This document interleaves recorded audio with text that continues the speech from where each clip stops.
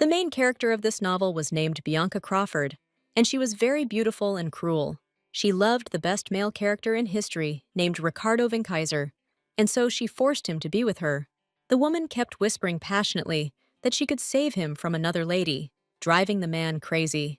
And the villain Bianca was incredibly happy when this hero of the novel did not resist her insidious lies. But in reality, Ricardo never even thought of giving his heart to this vile girl. Crawford forgot that she was a villain, so she had to die at the hands of her husband. And at that moment, Vinkaiser's face burned with hatred for the terrible and disgusting girl. When the lady read all this in the book, she experienced a real shock, because she could not believe it. She was so angry at her bitter fate that she threw the maid out to think about her plan of action. The girl was ready to shout at everyone, because she was scared because of what she had just read. Bianca had always believed that she would always be with Ricardo, and she didn't want to die so stupidly. A few days ago, she accidentally bought this book, wanting to read something about love. However, as she read, Crawford increasingly recognized herself and her strong and handsome husband in her. And in the book, for some reason, the Marquis's daughter was described as the most insidious and fatal villain of the novel. Therefore, Miss became afraid that she was not the heroine of her life and could soon die. During morning tea parties, Ricardo was always calm and quiet, as he hardly communicated with his wife. The man did not show emotions, as he was used to hiding them in battles, since he had become a talented swordsman in his youth. But Bianca got married to him because she couldn't take her eyes off the guy's figure and wealth. And the girl would also like to have such a seductively embarrassing voice as the man's. The only thing that bothered the young lady was that Ricardo was the main character in that book, and she was the villain. Although Bianca believed that due to her good pedigree, she was not inferior to her husband in power and wealth. She was born so beautiful that she could easily have everything she wanted, just by blinking her eyes. And that's why the girl already hated the heroine from the book very much, although they had never communicated. The lady's name was Mary, and she came from the country, so she just stupidly forgot what she had to do. Since Ricardo showed neither love nor hate, Bianca decided to bind him to herself more closely. She was afraid that the hero would go to the lady with whom he was happy in the book and leave her with nothing. Bianca was angry because she had never seen her husband smile like he showed Mary. Moreover, in the book, Vinkaiser showed very passionate emotions towards his red-haired lover. And from these scenes, while reading, the villainess's eyes even popped out of her forehead, and her ears turned red. But the wife had no intention of telling her husband about the book, because she didn't want to push him away. Just in case, the lady asked whether her fiancé could kill another person in ordinary life. But Ricardo had no doubt that he would use his powers only in war. But the heroine remembered that the book told her about a different plot, in which she suffered because she was left alone. However, Bianca did not say anything because she was afraid of ruining her relationship with Vinkaiser. The miss was scared when the guy said that he could kill someone who harmed his loved one. She still didn't know if she was the same villain from the book who poisoned the red-haired Mary. The miss had so many questions, but she did not stop the groom from leaving. The girl did not believe that the Duke would ever treat her well, so she went to the bookstore to find out more information about the book she recently bought. However, the seller confidently stated that he was seeing this edition for the first time in his life and could not help. Bianca was puzzled by what was happening because there was clearly something wrong with the book. The man said that he had never even heard of such a title because all the books are similar to each other. He gave several examples of the same genre, which really were not very different. The girl brazenly stated that she could not have bought the book anywhere else because she remembered her actions. Bianca took advantage of her status and said that she was ready to kill the merchant if she did not learn the truth. The man fearfully reminded her about the markings on his products, which were not on the lady's book. Then Crawford unexpectedly suggested using a seal instead of the current labels. The merchant was delighted with such sound advice from the miss who had just been angry. And the heroine herself headed home, because she realized that she would not find anything in this place. For the past few days, Bianca couldn't tear herself away from the book, which frightened her with its plot. She was so deep in thought that she forgot about the ball for which the maid had come to prepare her. Miss could only hope that Sir Wensbury would not cheat on his beloved wife. Bianca even believed that she was beautiful enough to keep Ricardo from leaving her for Mary. However, the fear that the book would turn out to be right still did not allow the lady to live in peace. She tried to distract herself with the people around her so as not to think about what fate awaited her in the future. Then Bianca realized that the maid had brought her white shoes and spoke to her menacingly. Crawford recalled that she was wearing a red dress, which would not go with anything white. The poor assistant was unable to say anything in her own defense because of the horror that gripped her. But Bianca was actually curious about why the maid had made that particular choice. Miss wanted to know the reason why her assistant offered her white shoes. So she didn't think that the head maid would promise to reprimand Panya. Bianca realized for the first time that all the servants were very afraid of her, which hinted at similarities with the villain. All her life, the girl did not pay attention to the people around her, who obediently helped her in everything. Soon the heroine was already sitting at the table with Sir Wensbury, who was talking about his exploits. Only the lady herself considered such an occupation boring, but had no right to admit it. For the sake of her status, Crawford even lied that she always found the Marquise's stories interesting. The man laughed loudly because he was pleased to receive praise from such a good miss. Surprisingly, the Sir quickly came to his senses and admitted that he was too old for new adventures. But he named Ricardo, who modestly said that he was only doing his job as the new hero. This turn of the conversation only made Bianca want to run away from this table even more. But then she heard Wensbury ask when the young couple would get married. The girl sadly noted that Vinkaiser did not name a specific date for their marriage. The heroine waited for many years for Ricardo to finally decide to make her his legal wife. But until now, the guy had only said that he was going to keep the promise between their families. And Miss didn't know whether he had feelings for her or was just doing his duty. In the end, Crawford couldn't stand it any longer, and on the way back, she decided to talk to her fiancé about the wedding. Bianca immediately noticed that Ricardo again looked like he didn't care, but the lady stated outright that it was time for them to start preparing for such an important event. She waited for an answer from the guy, but he still continued to behave quietly and very mysteriously. The heroine could not help but understand that the knight was cold towards her, despite the fact that they were engaged. With horror, Miss remembered that she had also raised this issue in the book, because she had not lived to see the wedding. But Ricardo did not pay attention to the fact that he was greatly offending the girl with his slowness. Bianca was angry that she had been with a man who was not interested in her all this time. More than anything in the world, the girl was afraid that the events from the book with the broken engagement would be repeated. So the heroine hastened to change the subject so that Ricardo would not start to hate her because of her persistence. She started talking about the dog that the boy had raised with great pleasure as a child. The heroine remembered that in the book, Vinkaiser fell in love with Mary because she reminded him of a loyal dog. Miss spoke to the knight about this topic to check if his reaction would be like in the book. And Crawford got very angry because Ricardo repeated all the words from the work exactly the same. Bianca had no intention of being a villain, so she began to tear up the unfortunate work. When that didn't work, the lady threw the book into the fire, just so she could never see it again. But the girl was unable to harm the work, no matter how hard she tried. But the heroine was not going to die, so she decided to find salvation for herself from the plot. So Miss did not sleep until the morning, as she reread the contents of the book over and over again. She only put it down when the maids came to help their mistress get ready. The heroine noticed that she was different from the person described in the book. Miss never tried to be angry and rude to everyone around her in order to defend her opinion. But from today on, the lady decided to become much kinder so that everyone would consider her good. Therefore, for the first time, she did not give any instructions to the servants so that they could collect it themselves. And all this time, the lady was thinking about how she could be a villain at all if she behaved well. The girl frowned and became angry because she could not find answers to her questions about the plot. Here, Panya asked the lady about the shoes, which distracted the lady from her heavy thoughts. The maid waited humbly for Bianca to choose what she wanted to wear on her feet today. But the girl got scared when Crawford suddenly remembered the white shoes. The assistant immediately began to apologize, which the heroine did not actually demand from her. Bianca didn't expect that Panya would be so afraid of being fired because of her poor family. And the maid herself even burst into tears while begging her mistress not to punish her. The lady then said that she would wear white shoes today and would also reward the girl for her help. The heroine herself went to meet the butler because she needed to find out something.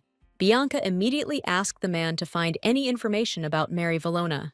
The assistant was surprised that the lady asked to know about the commoner, but said nothing. Crawford was not about to back down, because she was curious whether the people in the book were real.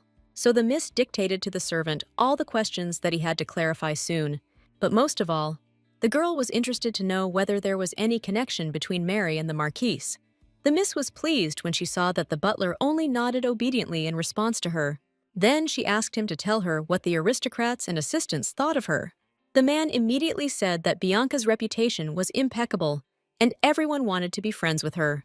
But even without him, Miss knew that she was one of the best representatives of the aristocracy. So Crawford explained that she wanted to find out what people really thought of her character. The heroine felt that the butler had lied to her about everyone around her loving her very much. But the miss did not ask any more questions and let the assistant go about his business. Although Crawford could not understand why the servant was afraid to tell her the truth about the opinions of others, the girl was afraid that she might turn into a villain and die, like in the story from the book. She closed her eyes, intending to rest a little and think about her sad future. Suddenly, the heroine noticed that the book on the table suddenly began to glow brightly for no reason. The girl jumped away from her out of fear, but was embarrassed because nothing happened. It was the first time Bianca had seen anything like this, so she was extremely wary of the book. She cautiously opened the pages of the book and began to try to find the reason for such a glow. Here Miss discovered that the story had changed a little and did not end with Ricardo and Mary. For some reason, the plot continued and started talking about the grave of the villainess, which everyone avoided. Suddenly, one maid came to bow to the grave because she remembered the kindness of her mistress. Crawford immediately guessed that the assistant from the book was Panya, whom she helped today. Previously, the heroine believed that she should not even look in the direction of the maids who serve her. But the lady realized that she should not simply pay such dedicated people for their work. Bianca felt a surge of strength and hope that she could change her future in this world. So the lady jumped up from her seat and asked Panya to quickly prepare a carriage for her. Miss was eager to continue doing things that no one expected of her. The girl smiled happily at the maid because she believed that she could change everything around her. For this reason, she came to the orphanage because she decided to help improve their lives. Even the maid was surprised by her mistress's behavior, although Crawford remained serious. The heroine herself did not understand why she had previously avoided such places, because they were not scary. Here, Bianca was called out by a little girl who was looking at the visiting lady with apprehension. Panya turned to the little girls and said that her mistress wanted to talk to the director of the shelter. The heroine did not know how she should behave in a place where she was for the first time. Then the girl noticed that the smallest girl remained next to her and looked at her face. Since the baby was harmless in appearance, Miss did not move away from her. Suddenly, the girl asked if the princess herself had suddenly come to visit her. Bianca looked at the child silently, as she did not know how to communicate with small children. And the girl suddenly became sad because such a beautiful lady was not a princess. Crawford then said that she almost matched the status of this loud word.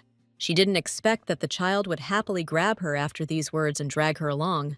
Crawford could not say a word against the girl, although she was very dirty and unpleasant.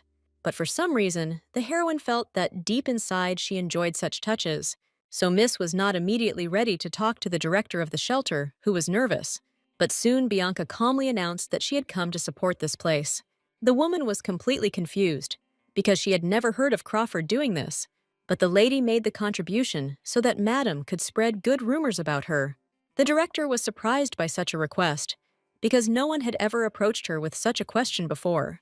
The heroine even began to get angry because the woman could not understand what was required of her. In fact, the girl wanted to show everyone that she was a good person, not an evil one.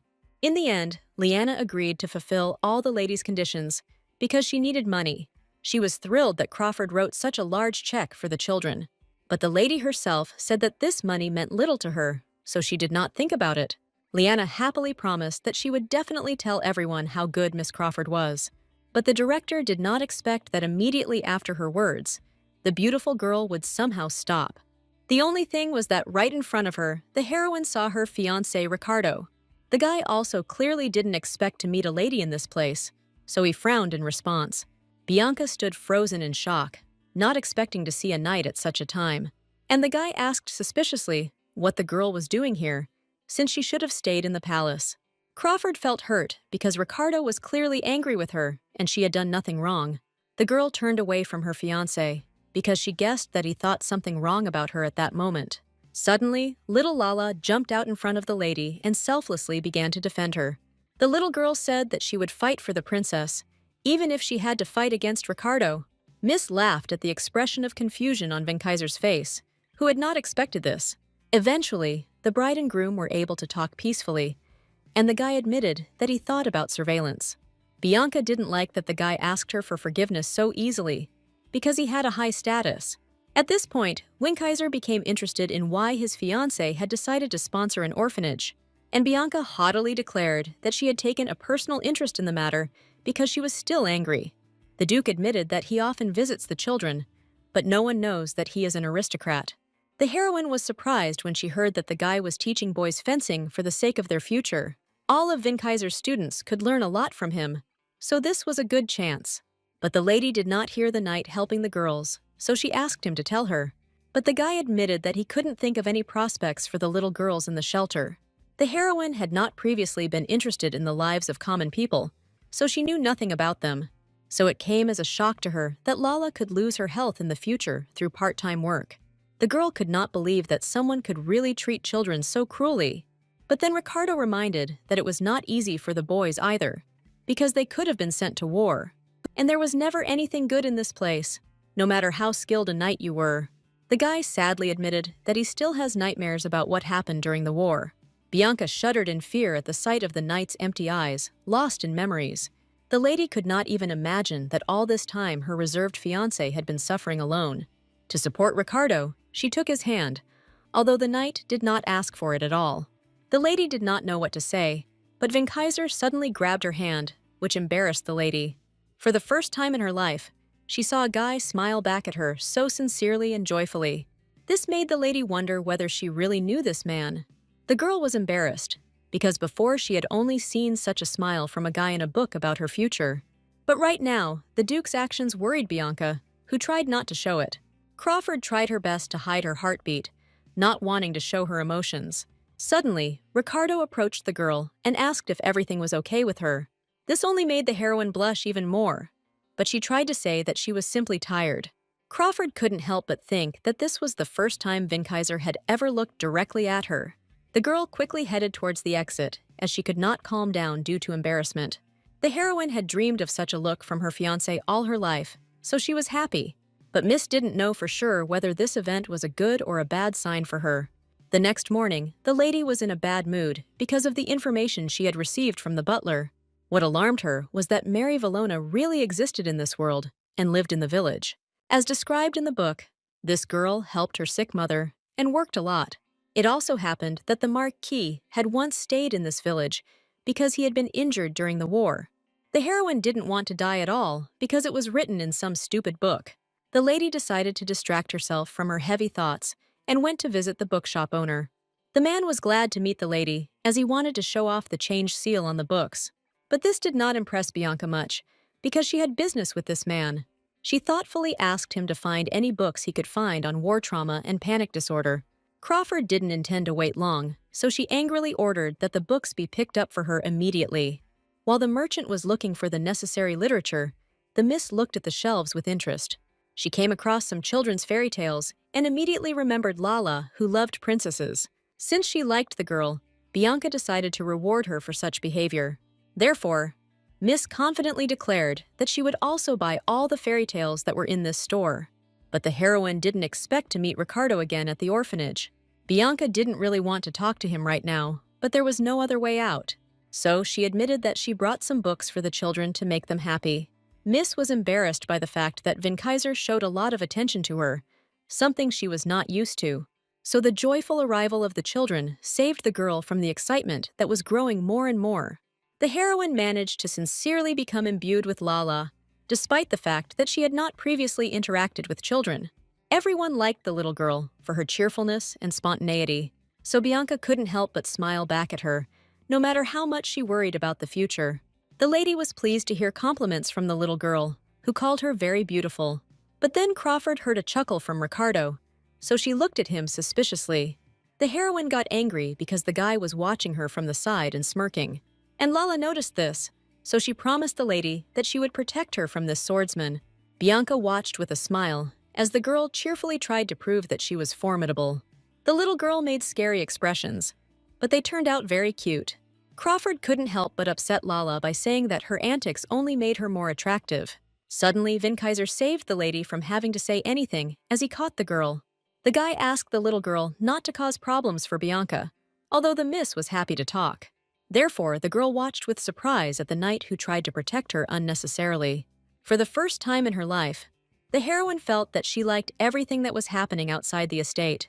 Although before the lady had not even thought about what exactly made her smile, she accepted the knight's help and silently rose to her feet, captivated by his beauty.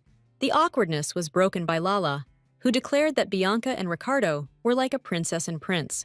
The girl hopefully asked the boy and girl to get married, because they were so beautiful. But the heroine remembered that the book still promised her death, so she was not happy about the wedding. But Bianca didn't want to upset little Bianca, so she didn't say anything. But Ricardo made the girl happy by saying that he would definitely invite her to their wedding if there was one. After which he let go of Lala, who was already invited to play together by her good friend Nicole. And the heroine couldn't believe that her fiancé spoke positively about the wedding for the first time. All her life she had listened to him say that they should fulfill their duty, not their desires. So the lady found it suspicious that the guy started talking well about marrying her. Ricardo himself confirmed that he had not been so interested in their marriage before. Miss could not argue with the fact that the knight never said that he would ever break off the engagement. And at that moment, Vinkaiser echoed the lady's thoughts, saying that he had not rejected their wedding. The heroine was angry because of such words, because she felt deceived by such behavior. What offended the girl most was that the guy behaved as if this was normal. The lady was going to tell the knight everything she thought about his sudden change of mind. But then she heard Lala's sweet voice, joyfully and impatiently calling her. The little girl unceremoniously invaded the adult's personal space and asked to read to her.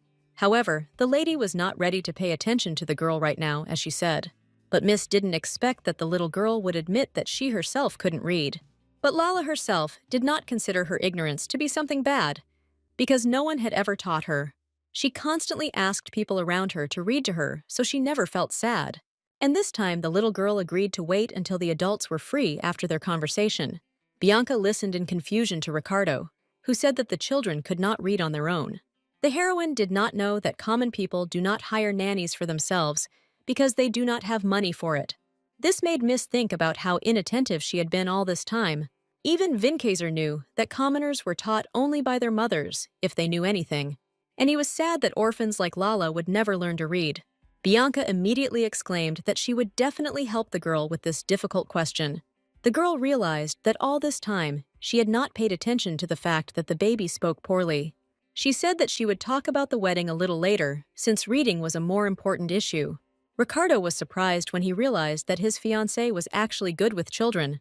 The lady admitted that she had not needed to communicate with the younger ones before, so she remained silent. Crawford pulled away in displeasure, as Vinkaiser moved emotionally toward her.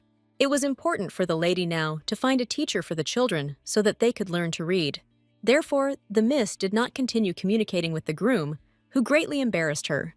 When Bianca wanted to return home in the evening, unexpected complications arose. Crawford was frustrated that the assistant could not get the horse to move.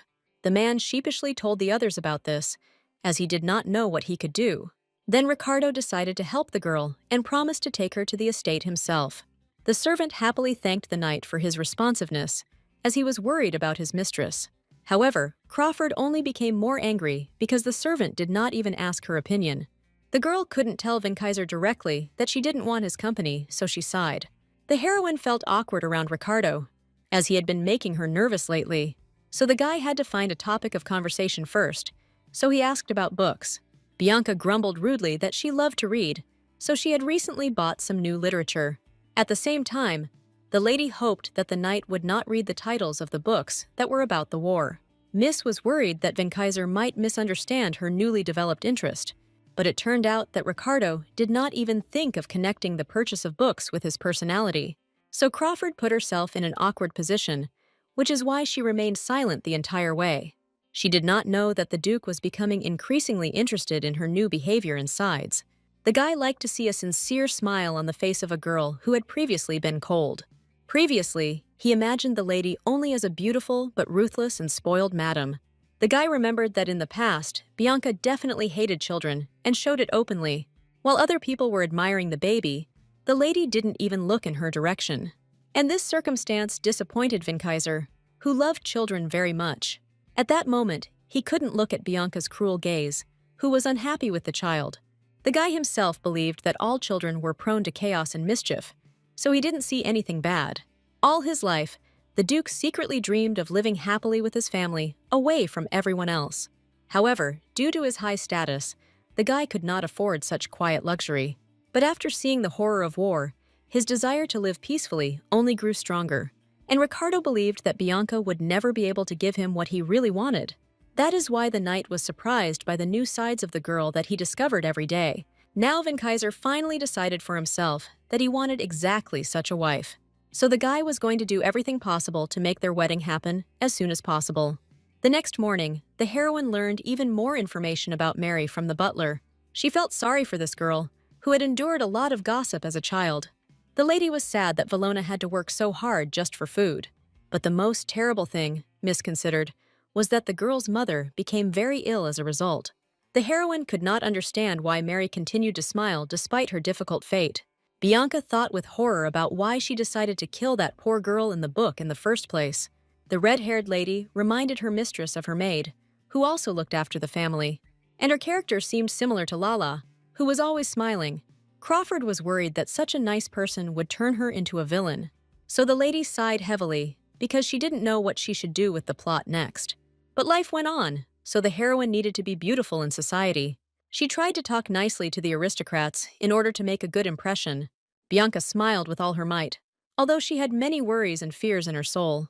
The lady clearly saw the other lady's deceitful glances, but she didn't say anything to them about it. One of the women even dared to talk about Crawford getting involved in charity work. But the young lady was not taken aback, as she expected that they would try to condemn her in this way.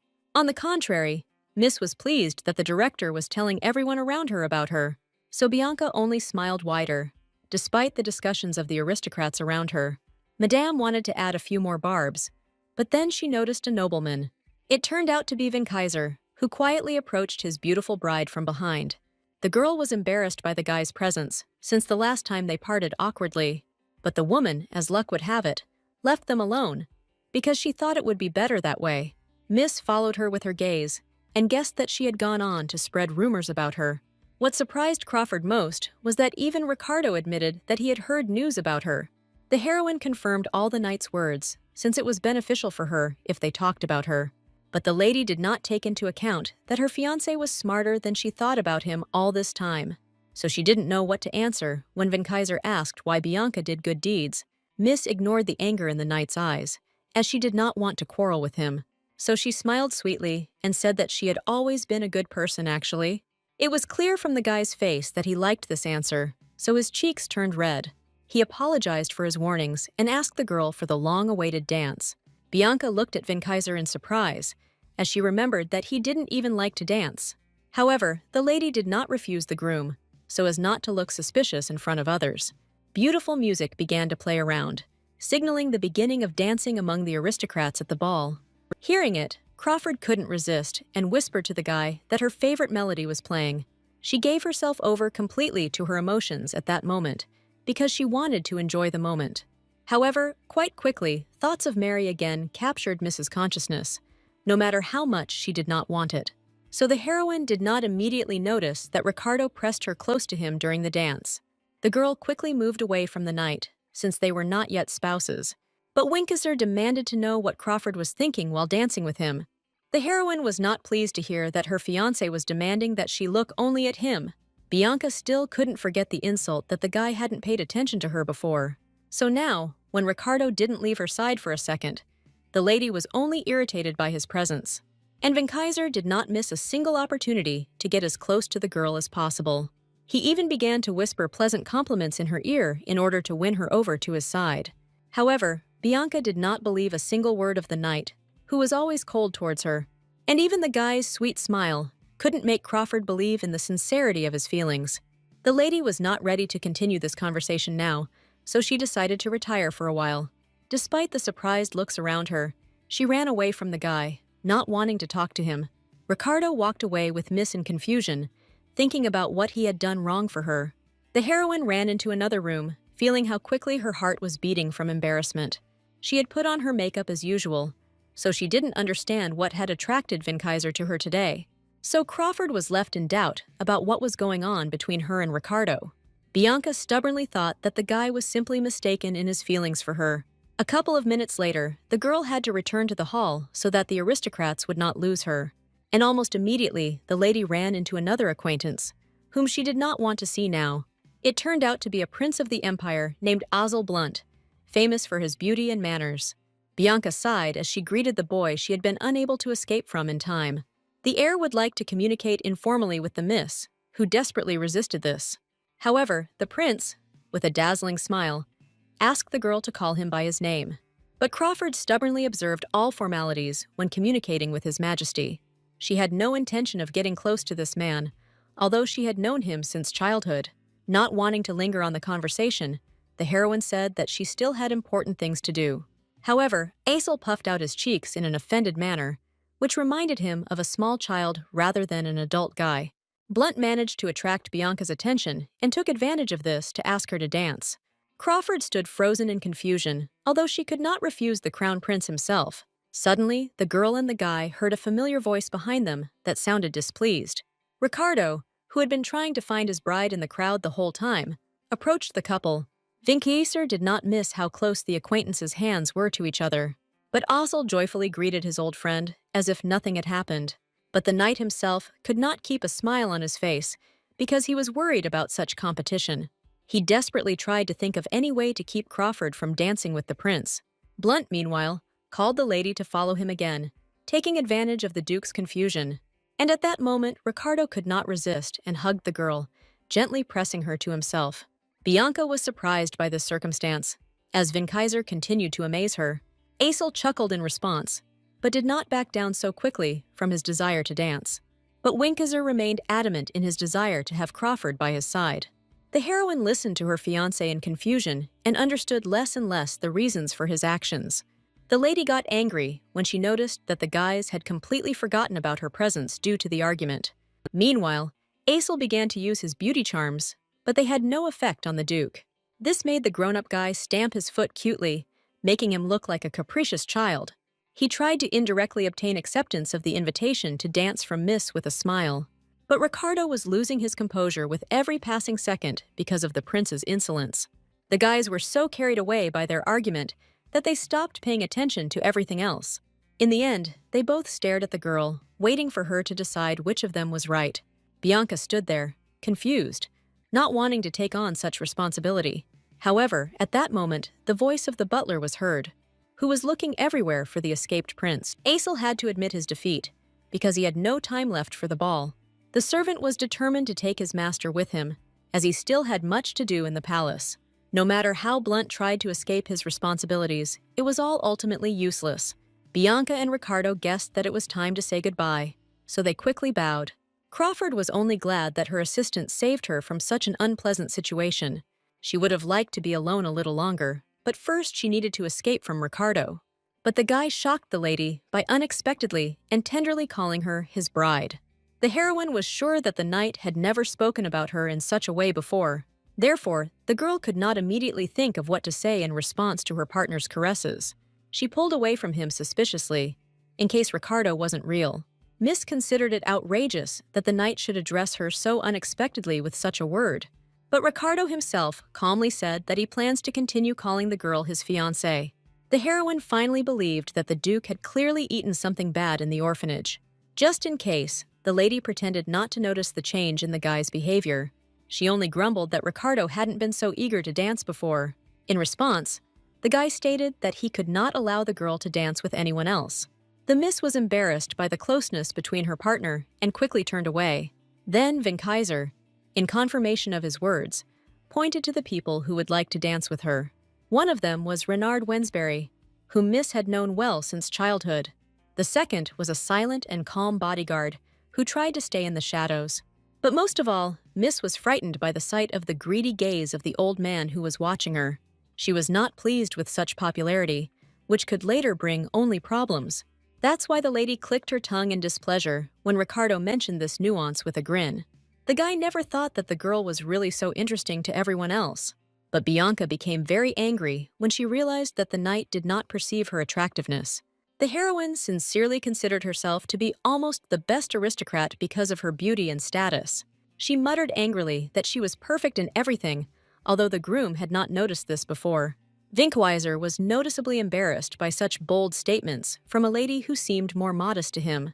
The miss exclaimed angrily that only the Duke had always considered her an unworthy and stupid person. The knight didn't even notice that he had hurt the girl's feelings so much, because he hadn't noticed her all this time. And Bianca was so furious that she couldn't stop being sarcastic. Her whole body radiated irritation and anger, which she felt because of her possible future husband. Miss understood that her behavior now was far from ideal, but she could not stop.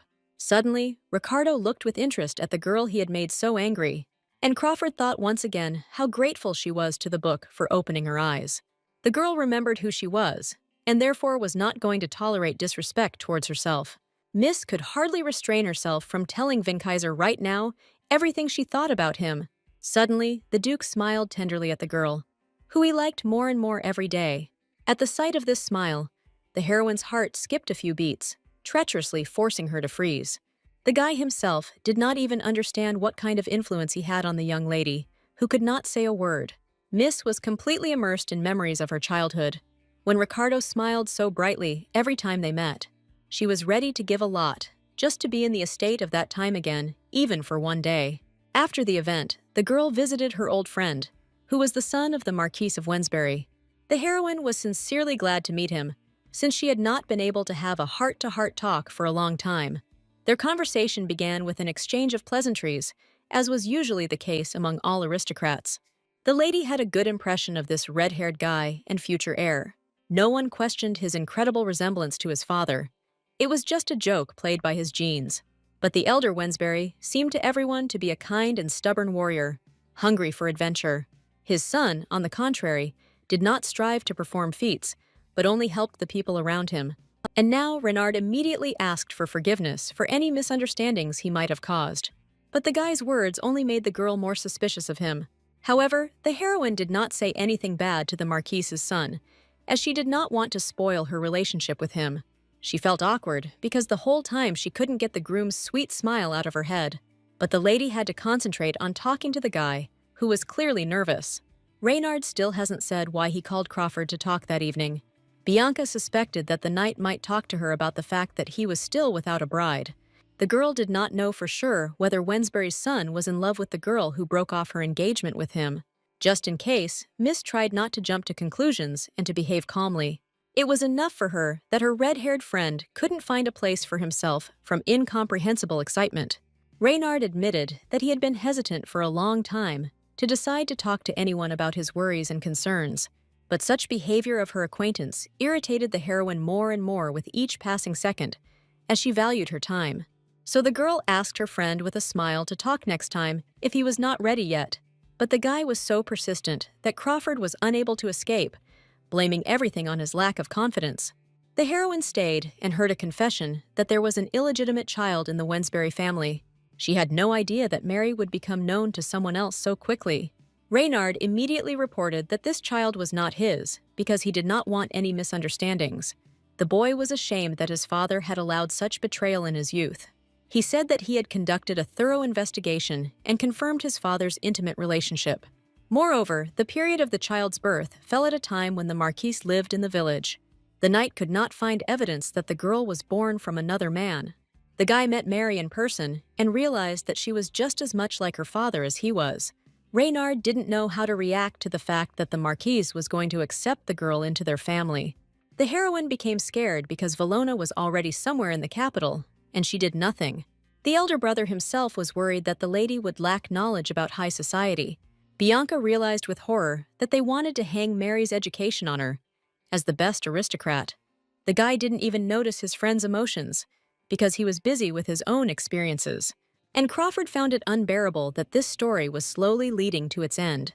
Returning home, the heroine thought carefully about what she should do. She was afraid of what might happen if Ricardo and Mary finally met.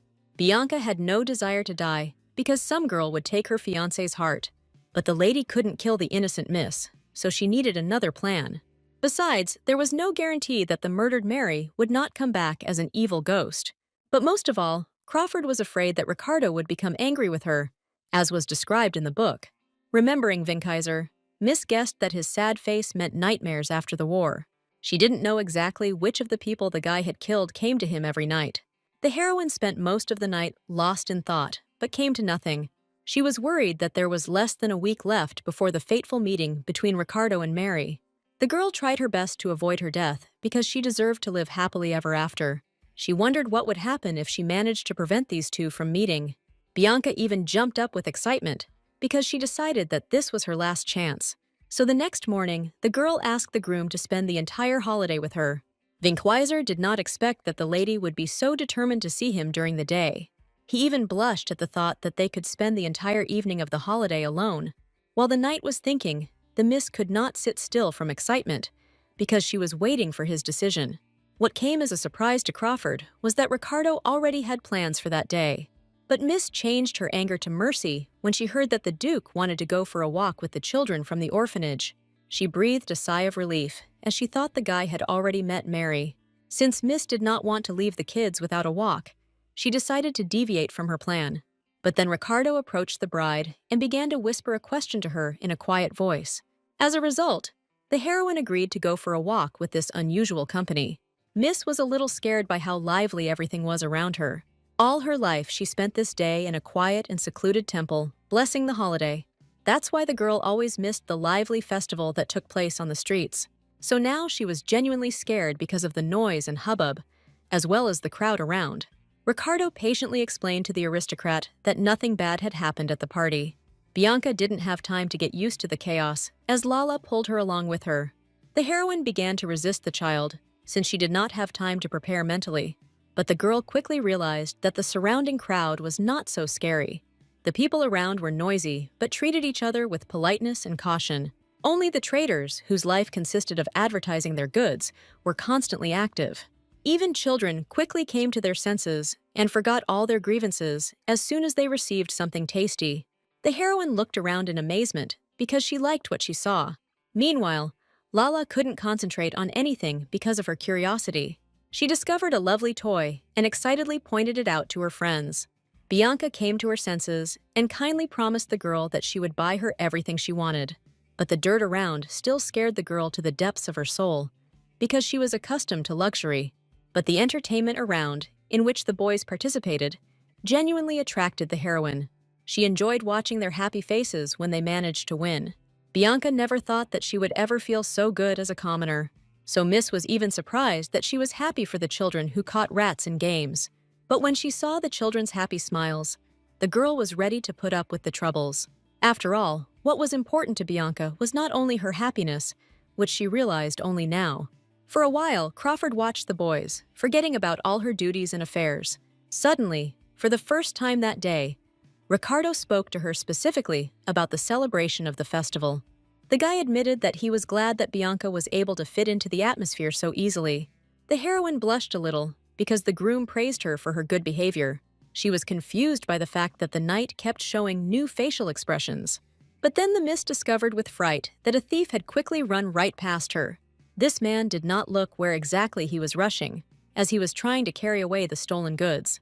As a result, the man pushed Nicole hard, which he didn't care about at all. Ricardo managed to catch the girl in time, as she almost fell onto the hard floor. Vinkaiser reacted quickly and asked Bianca to watch the children while he ran after the thief. But the heroine couldn't stay put, because she guessed what this would all lead to. She heard a clear female voice a few seconds ago and realized who it belonged to. So the lady left the children with the boy and ran after the knight, trying to stop him. But the heroine understood that she could no longer stop the meeting between Ricardo and Mary. Thanks to long and grueling training, the Duke easily caught the escaped thief. The man immediately began to beg for forgiveness and promised that he would return everything he had stolen. The guy looked around in search of the owner as he wanted to return the property. And then a red-haired girl ran out into the square, loudly cursing at the thief. This was the same Mary Valona, who was born illegitimately to the famous Marquis of Wensbury. The girl was very out of breath from running, and her entire hairdo was disheveled and looked unkempt. But when she saw Ricardo, she froze in delight, because he was too handsome for her. It was only after some time that Mary remembered that she should have thanked him for his help. Vinkweiser showed the bag of money he had taken from the thief, which made the lady even happier. But the guy suddenly demanded proof that the money was hers. Valona was surprised by this turn of events, as she had never encountered mistrust before. Bianca watched this scene from the sidelines and knew all the words from the book by heart. She remembered that Mary's name was embroidered on the bag, as the red-haired miss had said. Crawford felt hurt that she had failed to prevent the two from meeting. The heroine was sure that now Ricardo and Mary would fall madly in love with each other, and all those rare smiles that she had seen before would belong only to Valona. So Bianca felt sick just from that look at the radiant and sweet girl. The aristocrat did not blame the Duke for betrayal, but she could not look at him without tears. And the guy suddenly noticed the emotions that the lady showed on her face, as she forgot herself. At that moment, Miss was choking with the thought that she would not be able to change the ending of her story. Unable to bear everything that was happening, the heroine turned around and ran away. Ricardo called her in panic, because he was scared of such a face, but it was too late. The Duke could not find an answer to why the fair-haired girl was crying at that moment. He thought that today would be a good day, full of discovering new sides of each other. But in the end, for Vinkaiser, everything turned into a new acquaintance and the loss of Crawford from sight. Having collected his thoughts, the guy refused to give his name, as he did not want gratitude in return. He said that Mary could help someone else and thus repay him for his help. These words made Valona blush even more, as she liked this guy even more. And at that moment, Bianca, all in tears, was riding in a carriage to her estate with an empty look. The maid could not help but notice that something was wrong with her mistress, but the lady remained silent. She was not ready to talk even about tomorrow's plans, as she had forgotten about everything else in the world. It turned out that Mary Wensbury herself had come to her, and she could hardly pronounce her new name. But this did not bother the girl at all, who was simple-minded and smiling by nature.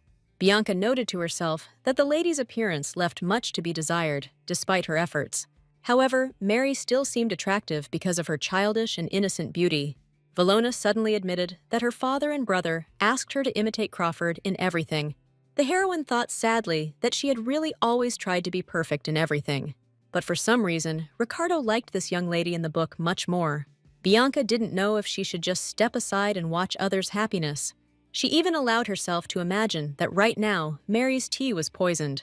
In the last minutes of her life, Valona would not have been able to smile brightly and cheerfully, and Crawford would definitely sit there with a stony expression on her face, not intending to help. But all this was just a momentary weakness for the heroine, because she would not have done such a thing. Bianca noticed too late that she was lost in her dreams, and therefore did not continue the conversation. She apologized for this, trying to hide her embarrassment about what happened. Mary tactfully did not ask any more questions, although she was still concerned about the situation. And so the conversation smoothly turned to the fact that Valona's mother was not in good health. But the girl did not despair, and would also like to start helping other people as soon as possible. Bianca couldn't stand it any longer and admitted with a cold look that she wasn't helping others for nothing. But she didn't expect Mary to call her a good person, because many people only think about themselves.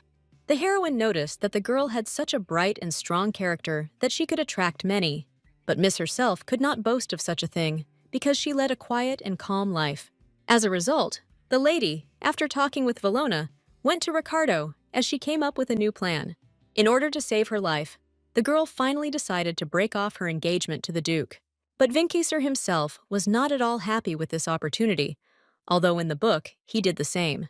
In fact, while thinking about this act, the heroine recalled many events from her childhood. Then she periodically got into trouble related to the little prince.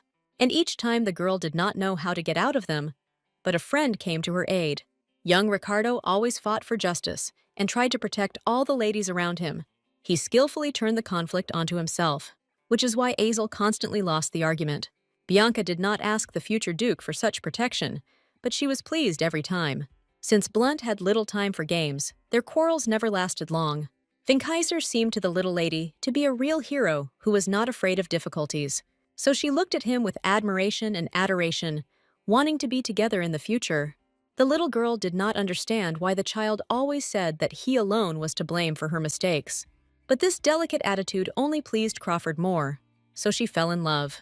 Although the girl said that she was no longer little, this made little impression on the boy. Ricardo felt he had to be responsible for the safety of his guests, so he responded to all of little Bianca's grumbling with a gentle and joyful smile. The heroine was embarrassed and blushed at the sight of such vivid emotions of the child, who tried to behave strictly.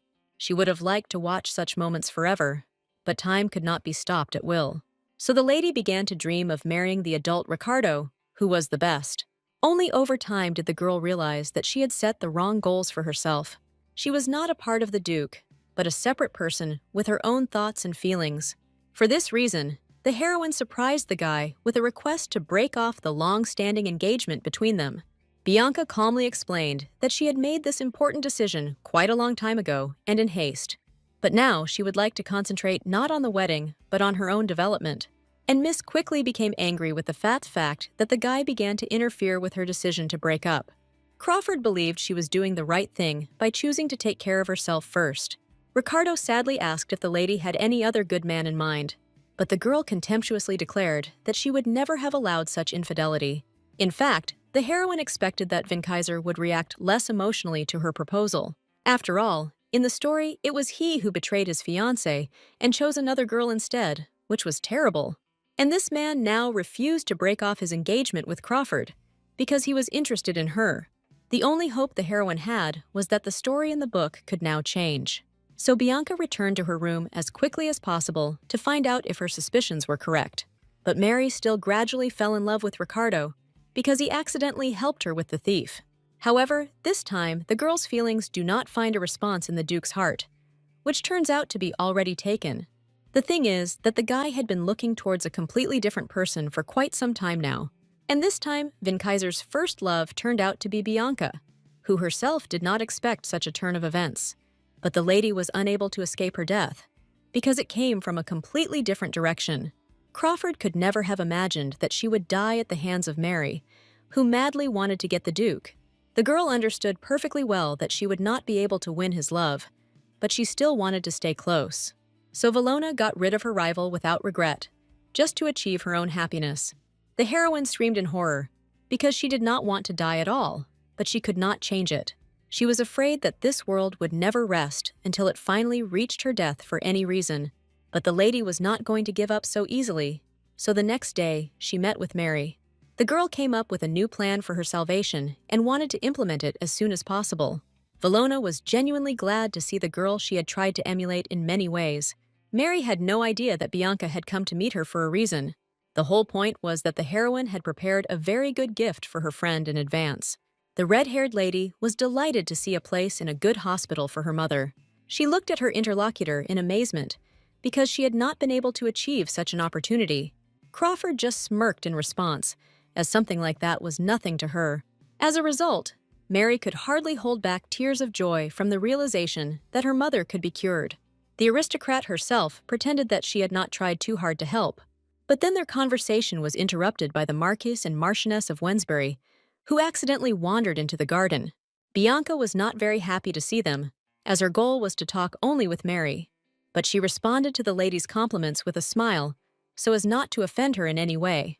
The lady became alarmed because the Marchioness spoke ill of her illegitimate daughter. She didn't know exactly what kind of relationship they had in their family, but she was thinking about it right now. In part, the heroine understood the feelings of the Marquise, who could not accept her illegitimate daughter. Nothing can justify the Marquis's betrayal, although he tried to make amends. Suddenly, the woman told Bianca that she simply had to talk to her son.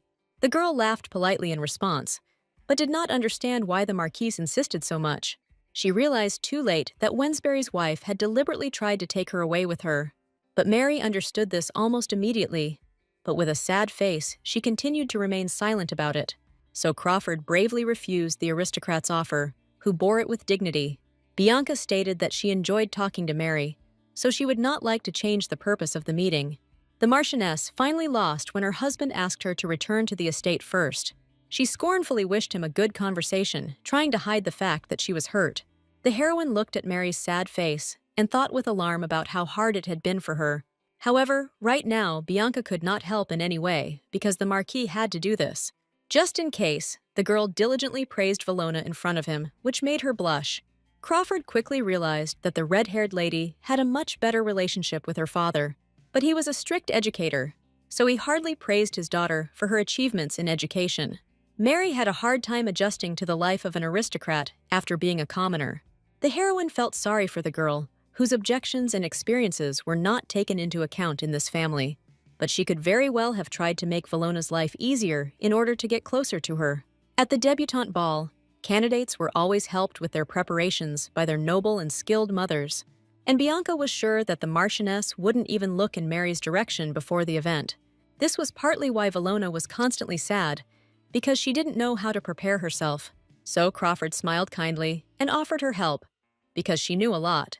Mary could not even hope for such luck, so she did not calm down for a long time after the meeting. She got carried away by her thoughts and remembered too late that she had an appointment. But Reynard was patient and calm, so he was not at all offended by his sister. However, Mary had nothing to please her brother with, because she had not found a partner for the ball. The eldest son of Wensbury did not scold the younger one because he understood how difficult it was. The saddest thing for the lady was that she would now have to forget all her past friends. Reynard immediately warned that her father would not allow her to communicate with commoners any further. Both of the Marquise's children understood that he was trying to prevent similar mistakes. So the guy said that Miss should only hope for a good and high-status partner. Mary's mind immediately flashed with the majestic image of Ricardo, which she liked. Villona would have liked to see herself only with him, but she knew that was hardly possible. Miss asked other people about this guy and found out that he was of high status. So the girl hoped that she would be able to see him at the ball and dance at least once. Although Mary knew that the knight was not interested in her, she could not stop hoping. So far, there was no one to stop or forbid Villona's sweet mental fantasies. The next morning, Bianca volunteered to help Mary choose a dress for the upcoming ball. And the heroine did it for a reason, since the girl herself had surprisingly bad taste. Crawford was angry about what was happening and waved her fan impatiently, waiting for the next outfit. Reynard went with the girls, but he had no idea about fashion, so he couldn't help. The heroine was not against taking all the initiative upon herself, so she began to loudly command. It was important for the lady to somehow unwind, so as not to think about the stupid plot of the book. She was very worried that Father Ricardo suggested that they start preparing for the wedding as soon as possible. Bianca never received consent to break off the engagement, which is why she was now suffering. And the presence of the modest and polite Reynard at least distracted Miss from her thoughts a little. The guy diligently complimented the lady, which forced her to keep up the conversation. Soon Mary ran into the living room, happy at the sight of her new beautiful outfit. Looking at the girl, the heroine was instantly convinced that she had chosen the perfect dress for her. Bianca set herself the goal of making Villona the perfect debutante, and gradually moved towards it. Crawford understood that the easiest and most understandable thing would be to find a partner for Mary. She smiled sadly because she saw no other way to survive in the end. For some reason, the girl couldn't get the image of where exactly she remained next to Vinkaiser out of her head. In order not to think about the upcoming ball, the lady hurried to the prince's estate to resolve matters. She walked confidently down the corridor, knowing full well that the heir would not dare refuse her. Bianca was mentally preparing herself for compliments from Assel, who constantly showed sympathy towards her. And the guy, as expected, greeted the girl with words about how much he missed her. First of all, Miss reminded the prince that he had promised to make important documents for her. Only Blunt could quickly move the children from the orphanage to the new building, so he had to be tolerated. The girl tried to figure this matter out on her own, but it was too complicated. Meanwhile, the director and the kids lived in less than ideal conditions all this time. The prince listened to the lady and thoughtfully admitted that he did not recognize the same girl from his childhood. The heroine was not interested in knowing how she looked in the eyes of the ill-mannered guy. Assel suddenly declared that he didn't care about the lady's changes, because he would always like her. From a young age, Miss did not believe in the words of Blunt, who easily complimented many girls. But suddenly the prince became very serious and came close to his surprised friend. He asked Bianca to look at him with a careful gaze if she wanted help. The heroine immediately reminded that the prince could get anything else he wanted, but the guy remembered for the rest of his life the fact that Crawford did not choose him. The girl could not even imagine that the prince was still angry about her choice in childhood.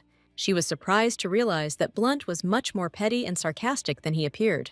But then Assel only asked that Miss henceforth address him informally by name. Miss was irritated by the guy's attempts to attract her attention, but she needed help. At the moment, only Assel could quickly and easily resolve all the necessary issues. Previously, the heroine never thought about why the heir behaved this way. It turned out that the guy really was ready to do anything just to hear his name from her mouth. He again promised that he would fulfill any of Bianca's wishes as long as she called his name.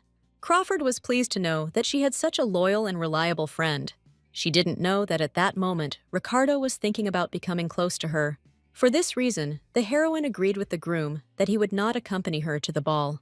Having announced this to Mary, the lady watched her excitement and confusion with interest and silence. The red-haired girl would never have thought that Ricardo would accompany her to the ball. Bianca supported the Marquise's daughter because she wanted to become as close friends with her as possible. The heroine was pleased with the work done because Vinkaiser barely agreed to help. But now Mary was on cloud nine about her upcoming exciting debut. She said a lot of good things to the aristocrat's face, not at all embarrassed by her feelings. Before the girls could finish speaking, they heard someone enter their room. It was Ricardo, who absolutely did not want to be late for such an important event. Both ladies stood frozen in amazement at the sight of such a handsome and strong young man. Bianca felt hurt again that she couldn't be with him while Mary had managed to introduce herself. But Vinkaiser didn't even recognize the girl he had recently helped with a thief at the festival. He remembered this incident only when Valona confessed how she knew him.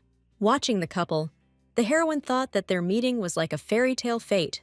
All she could do was step aside and quietly watch the happiness of these two. But Vinkaiser noticed the bride and complimented her on her outfit for the ball. At first, the heroine did not understand that he was addressing her and not Mary, who was trying to please him. The girl was sincerely surprised that Ricardo did not fall in love with Valona at first sight. But the Marquise's daughter calmly supported the Duke's praise, although she herself was at a loss. The guy wanted to add a few more words to Crawford, but did not have time to do so. Bianca thought to herself, with displeasure, that their mutual friend had arrived at a very inopportune time. But the prince did not feel the atmosphere around him at all, as he was too confident in himself. Ricardo instantly became angry when he found out that Crawford was going to the ball with Azel. For the first time in his life, Blunt found himself one step ahead of his friend, which he was incredibly happy about. He had long been anticipating the look on Vinkaiser's face the moment Bianca would be next to him. So the prince continued to smile insolently at the Duke, asserting his rights to the girl. Blunt and Crawford instantly captured the attention of all the aristocrats at the ball. The heroine tried not to communicate with her friend so that no one would think that they were close. But the guy still laughed openly at Ricardo's face, as he had been waiting for this for a long time. Blunt did not regret his prank on the Duke at all, although it was wrong. But the lady was not happy, because now she would have to explain herself to Vinkaiser. But the guy himself didn't see any problem with the fact that there was someone else next to Bianca. She herself gave rise to discussion when she allowed the groom to go with Mary. To console his friend a little, Azel took with him the documents she needed for the shelter. As soon as Crawford came to her senses a little, the guy began to court her again. He said with a charming smile that Bianca was wasting her beauty on the wrong man.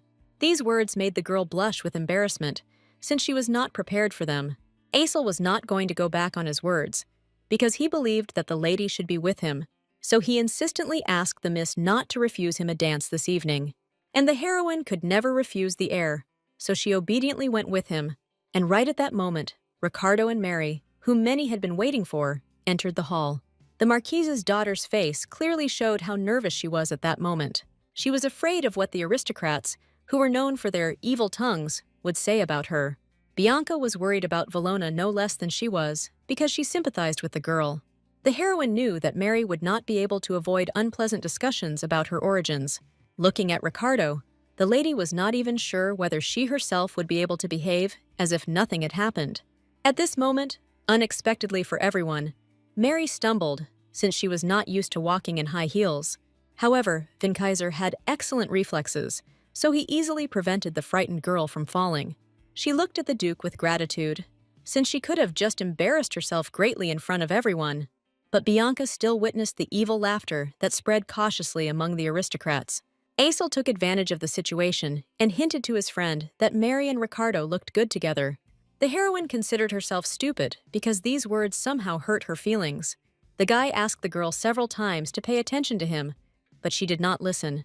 But he still didn't lose heart and continued to smile sweetly at the lady, sincerely enjoying her company. In the end, Bianca melted in the arms of the prince, who had been very sweet to her the entire evening. Aesel was delighted to be so close to Miss for the first time in a long time. At the end of the dance, he suddenly tilted her into a pirouette and offered to become his princess.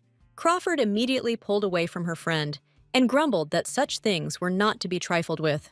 She couldn't remember Blunt ever feeling nervous around her. And so for a moment, the heroine thought about what her life would be like next to him. Bianca's goal was to find a way to stay alive and stop being afraid that she might be killed. But she had never thought about changing everything around her so radically before. But Aesel wanted to see only Crawford as his wife, so he promised to always wait for her. The only thing that bothered the lady at that moment was Ricardo's angry glances in their direction. Bianca felt uncomfortable because the Duke seemed to be accusing her of betrayal with his whole appearance. For this reason, she soon said goodbye to Aesel under the pretext that she needed to rest. Before the prince could promise that he would wait for his friend here, he heard his name being called. As a result, Bianca managed to escape from the conversation, which greatly upset the guy. At that moment, Ricardo rudely left Mary alone because he noticed where Crawford had gone. And the heroine left the hall so quickly because she could not stop her wildly beating heart. The whole time she was dancing, she couldn't even look in the direction of Valona and Vinkaiser, who were in the center. The girl was hurt by the fact that she was not the one in the place of the Marquise's daughter. Crawford tried her best to remind herself to be strong and not show emotion, but she didn't expect the Duke to break her much-needed solitude so quickly. The miss asked the guy discontentedly to leave her alone, but it had no effect. This is all because Vinkaiser was angry because he initially did not want to accompany Mary to the ball. He didn't want to distance himself from the lady, but she did everything to break off their engagement. Bianca haughtily stated that everyone around was talking about what a good couple Ricardo and Mary were, but she didn't expect that the guy would connect everything that was happening with Aesel, who took advantage of the moment. The lady quickly justified herself by saying that Blunt had forced the conversation on her, as was usually the case. However, Vinkaiser could not so easily forget that his bride was dancing with another. The girl sarcastically remarked that the Duke sounded as if she had actually cheated on him. She couldn't believe that the guy allowed himself to be angry with her, although he himself hadn't paid attention to her for a long time. Ricardo himself really considered Miss guilty, since he had recently confessed his feelings. Although he had not had a ready-made image in his head before, now he saw only Bianca with him. But the Duke clearly lacked the skillful analysis to understand that the girl did not want to be with him. Crawford did not believe in the sincerity of the feelings of the knight who lived only in his dreams. She demanded that the guy swear on his life right then and there that he truly loved her, but she didn't hear the right words in response, which is why she became completely disappointed in him. But the lady didn't have time to leave, because Ricardo suddenly put his arm around her waist. He wanted at all costs to prove to Miss that he really wasn't lying to her about love. But Bianca no longer wanted to hear about how she was the most special girl for the Duke. True, the heroine was at a loss under the pressure of Vinkaiser, who spoke heatedly to her. Miss saw how great his desire to be near was, but she only became more frightened. The heroine knew that if she had feelings for the Duke, she would have stayed with him, but the girl was ready to sacrifice her emotions and give the knight to another. All because Bianca wanted to live much more than to feel true happiness for a moment. She didn't want to face the prospect of a boyfriend leaving her one day because he was disappointed in their relationship. So the lady hurried back to the main hall without her partner, ending the conversation there. The first thing she did was look for Mary, who now looked sad and lost. The heroine immediately guessed that the girl was being bullied by other aristocrats because of loneliness. At the sight of Bianca approaching them, the girls immediately became cute and fluffy. But Crawford wasn't buying the fake smiles they flashed around everyone. She immediately began asking questions about the commotion that had taken place shortly before her arrival. But the main instigator of the bullying had no intention of confessing her sins, so she began to accuse Mary of being too stupid and naive a girl. The girl even masterfully pretended to sympathize with Bianca, whose partner was taken away. Valona listened to all these offensive words in silence, since she did not know how to defend herself. The heroine remembered that this lady named Kate Conwells knew how to skillfully spread rumors. And before, she had not touched this gossip, since there was no strong need for it. But Kate angered Crawford and realized too late that she had made a mistake. Bianca calmly explained that she herself had asked Ricardo to accompany Mary to the ball. This dispute immediately attracted the attention of everyone around, as people noticed the impending conflict. But the heroine was not worried about this fact, as she was confident that she could defend herself. And Conwells really had nothing to say in response to the smart and beautiful aristocrat. No one could accuse the Duke of treason or betrayal, because he would have to answer for his words. So the blonde lady quickly made Kate run away from the main hall.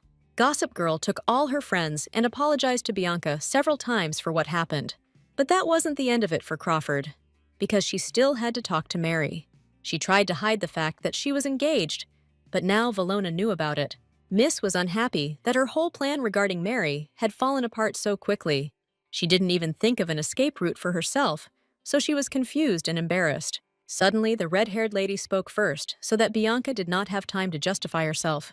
The Marquise's daughter loudly shouted out congratulations on the engagement, as this was joyful news for her. The girl tried to observe all the rules of etiquette, which had been difficult for her until now. Crawford had mixed emotions, not expecting such warm support. She only said that she wanted to fulfill Mary's wish, so she didn't say anything.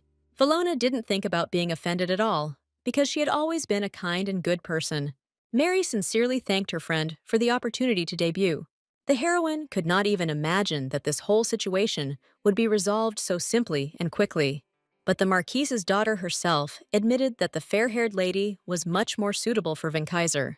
Bianca remembered from the book how passionately Mary loved him, so she was sad. The girl truly considered the Duke to be the best man in this empire, but she wasn't going to resist the connection between Ricardo and Bianca because of her feelings. Crawford knew Valona was kind, but she didn't think she would forgive her for all the cover-ups. Here their conversation was interrupted by the Duke, who approached the girls with a gloomy expression on his face. The heroine awkwardly thanked him for his help, but she had nothing else to say. The guy immediately noticed this, which made him even gloomier, and silently walked away from further conversation. Bianca herself did not perceive the knight's behavior as a misunderstanding between them, so she didn't stop him, also because Renard was now approaching the girls. It turned out that the knight had been looking for his friends for a long time, but could not see them in the hall. He was worried about his sister because he heard that evil gossip was being spread around her. Then Bianca remembered that she needed to finish this evening, as it was already late. But before leaving, the lady heard Mary's call, so she looked nervously at the red-haired girl. Only Valona once again thanked her friend for everything that happened to her today. Because of this, the lady finally realized that she could never hate the Marquise's daughter. It just turned out that at the end of the book, it was now Mary who painfully killed her friend. The heroine was horrified that she had died again due to some stupid coincidence. The girl could not even imagine that this time she would be accused of murdering Valona's mother. History changed once again, but it didn't make things any better for Crawford herself. But the lady was completely sure that she would never kill others. She guessed that someone had killed Mary's mother and blamed her for everything, for some unknown reason. Miss knew that Valona was incredibly naive and therefore believed everything that was told to her. Even Bianca herself took advantage of this trait of the girl to win her trust. And now Miss had to behave again in such a way as not to give Mary any reason to doubt her. So literally, the next morning, she headed to the hospital where Valona's mother lived. The Marquise's daughter quickly found a friend herself, as she was glad to see her. She was happy to introduce Madame Maggie to the aristocrat to make a good impression. Crawford made sure to appear friendly and not arouse any suspicion. She didn't even need to introduce herself, as Valona explained everything to her mother on her own. This made Miss a little confused, but she did not notice the hostile mood on the woman's face. The heroine was pleased to hear that her daughter constantly told her mother about her. The girl calmed down after these words and was able to smile sincerely in response to her interlocutor. She had come up with a good cover story in advance, under which she sponsored a local market. Therefore, no one could suspect her of wanting to get to know Maggie better. For the sake of appearances, Crawford actually spent some time watching the people walking around the market. And now Bianca was calmly accepting all the compliments that Valona showered on her. Eventually, Mary invited the aristocrat to walk with them for a while. This was precisely the heroine's real plan, who was afraid to find out about Maggie's accidental death. The girl pretended that she did not expect such an invitation, while she herself could not wait for it. At that moment, Bianca's parents were in audience with Empress Mayam. The man and woman did not expect that the ruler would insist on an alliance with the prince. It turned out that the Empress still hoped that her son would have a wife in the form of Bianca, and the fact that Ricardo accompanied another lady to the ball gave her reason to hope. The girl had long been attractive to the ruler as a future heir to the throne, but Crawford's parents were quick to announce that their daughter's engagement had not been broken off. However, Mayam insisted on her offer, as no one could refuse her. She only asked that Bianca personally speak with Azel, who was waiting for her. The woman was convinced that her son would be the best partner for an aristocrat. The ruler believed that there was nothing in the world better than the honorable place of a princess. But Bianca herself didn't even intend to look in Blunt's direction because she was too busy. She communicated with Mary with interest, telling her in detail about absolutely everything. The lady became wary when she learned that Maggie sometimes went out on the street completely alone. Even Valona didn't know this detail about her mother, although she didn't always have time to walk with her. The woman said that she periodically visits a church located nearby. The Marquise's daughter hoped that her mother would soon feel much better in this place. Crawford ended up getting so caught up in the conversation that she forgot about the rest of her business. So the hospital director had to spend time finding her himself. He had long wanted to talk to his benefactress, whose money was used to support all the treatment. The heroine did not want to leave Mary and Maggie without her attention, since she came only for their sake. But the girl saw that these two felt great alone, because they were a family. Never before had Bianca received such attention, and it made her heart ache. She ran away as quickly as possible, trying to remember what the book had written about Maggie. But this woman in the plot was just a minor character without a description of her life. This circumstance angered the heroine, because it was impossible to treat people like that. She donated a large sum of money to the principal so that he could take care of the elder Valona. In this way, the lady hoped not to give Mary any reason to hate her or commit cruel murder. More than anything in the world, Bianca didn't want anyone around her to die so stupidly. But Maggie herself had no idea that her life depended on some kind of plot. The woman tried to follow all the doctor's orders so that she would feel better as soon as possible. But in fact, she was not as simple and kind as she seemed at first glance. Meanwhile, Bianca was creating a good image for herself by treating her parents to delicious food. Everyone knew how rare and best these confectionery treats were. The mother and father were pleased with their daughter's behavior, which surprised them every day. The girl herself smiled kindly and accepted the compliments addressed to her with dignity. Recently, because of the book, the heroine could not relax at all, as she was very afraid. All her thoughts were occupied only by this plot, which is why she didn't even look at other literature. And even now, the lady accidentally drifted away in her thoughts, which is why she missed her mother's entire speech. The girl swallowed in fear, since she had no right to show that there was something wrong with her. But eventually, her mother began to ask anxiously if everything had been okay with Bianca lately. The heroine did not expect that her parents would suddenly start talking about the imperial family again. As a result, she had to personally visit her old friend, who was waiting for her. The guy immediately began to show concern for her, which only made Bianca sigh heavily. But in fact, Azel knew in advance that Crawford came to him with another refusal. The lady immediately admitted that she could not ignore the order to talk from Mayam herself. Blunt laughed it off, as talk of their possible wedding had long since died down. Miss asked for forgiveness for her behavior in childhood, because she often offended the prince. One time, the girl even shouted to the whole neighborhood that she never intended to marry him, but a lot of time had passed since that moment, so Azel didn't even think of being offended. The guy warmly recalled their conversations together, which were now becoming less and less frequent. The girl could not help but notice the prince's mood, and she regretted that she did not love him. But it came as a surprise to the heroine that Blunt would suddenly talk about her quarrel with Vinkaiser. The prince reminded her with a smile that otherwise the lady would not have allowed herself to have a hot dance with him. Only the heroine herself confidently stated that her relationship with Vinkaiser was as before. Blunt couldn't help but speak out on this matter, as he didn't consider this a good sign. The lady herself understood this, but she tried in every way to protect herself and the young duke. The truth was that since the engagement, the relationship between Ricardo and Bianca had not become warmer, and this gave Azel hope that the girl would one day choose him.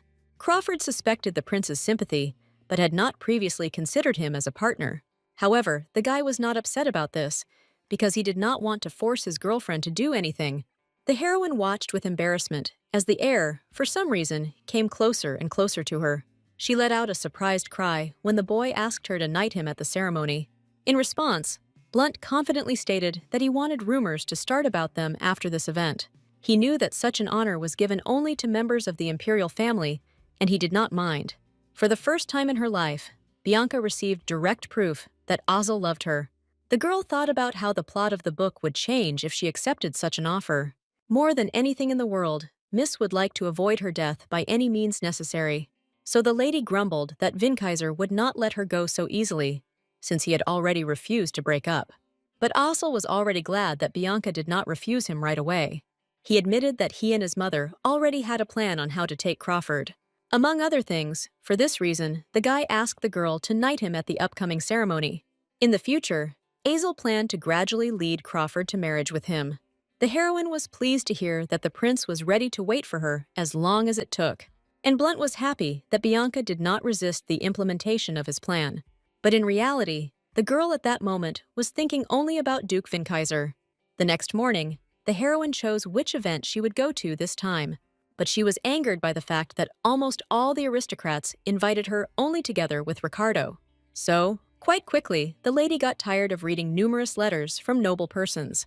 She understood that it was logical to invite more than just one bride to the event. But Vinkaiser hasn't communicated with Bianca since the situation at Mary's debut. The girl had no idea what thoughts were going through the angry guy's head. Miss even suggested that he might soon write to her about breaking off the engagement. However, for some reason, the heroine felt sad at the thought of freeing herself from Ricardo. In the end, the lady found only one invitation that called only her, and it was from Conwell's. Since Bianca didn't want to make an enemy in Kate, she agreed to come. Having finished with the letters, the girl felt terribly tired, although she was just sitting in one place. But she didn't relax and asked Panya to help her get ready for the trip to the shelter. Crawford was also concerned that the events in the book had not yet changed for her. The girl suggested that this was due to the fact that she had not yet made a final decision. So, Bianca has set herself the goal of doing something new in the near future. And the lady began by giving Leanna the documents for moving into the new building. The head mistress of the orphanage was completely shocked by such a gift, which she considered very expensive. But the heroine was sure that this woman could be trusted, because she did not think about money. Although the lady had long since begun to support her financially, the head mistress gave everything to the children. This put her in a good light for Crawford, so she continued to try to help. What pleased the girl most was that the children liked the hired teacher. They all approached learning with joy and enthusiasm, diligently remembering everything. The heroine was pleased with this progress because she was worried about the children's future. But the headmistress forgot to warn the lady that she had an appointment with another person. As a result, Ricardo unexpectedly entered the room, which noticeably embarrassed the young aristocrat. The guy himself froze in the passageway, since he didn't plan to make peace anytime soon. But the girl took matters into her own hands and asked him to give her some time to talk. She honestly admitted that she would knight the boys, which upset the Duke. So Miss had to defend herself once again at the sight of Vinkaiser's angry face. The guy continued to accuse Azel of being the reason for wanting to break off the engagement. But he hadn't been listening to the gossip of the aristocrats lately, so he was surprised by the news. Bianca told the Duke that they were no longer considered a strong couple in high society. But Vinkaiser himself responded to such stupid rumors from people with a sarcastic laugh. But the couple didn't have time to finish speaking, as Lala suddenly burst into the room. Crawford hesitantly praised the girl, who ran up to show off her accomplishments. Vinkaiser was surprised to see the little girl holding a piece of paper and a pen in her hands. He personally wanted to see her writing skills, so he asked not to take the girl away. The heroine watched the Duke's actions with incomprehension, as she sensed a catch. And indeed, Ricardo took advantage of the situation and sat as close to her as possible. The girl didn't even have time to react in any way to prevent such impudence. She only hissed angrily at the Duke, who did not feel the least bit guilty. And at that moment, Lala sweetly and innocently demonstrated what she had managed to learn from her nanny. Bianca answered the little girl with confusion, as she was very nervous about being close to the guy. Here she realized that she had never told the girl her name, but she wanted to write it down. Lala was not immediately able to repeat her friend's beautiful and complex phrase, so the girl even sobbed in disappointment that she couldn't cope with this task now. But Ricardo supported the little girl and promised that he would definitely give her something. The heroine was still embarrassedly trying to move away from the Duke, who sat so close to her. She was afraid to see another evil emotion on the handsome face of her possible husband. But surprisingly, the guy took pity and only asked the girl to go to the ball with him.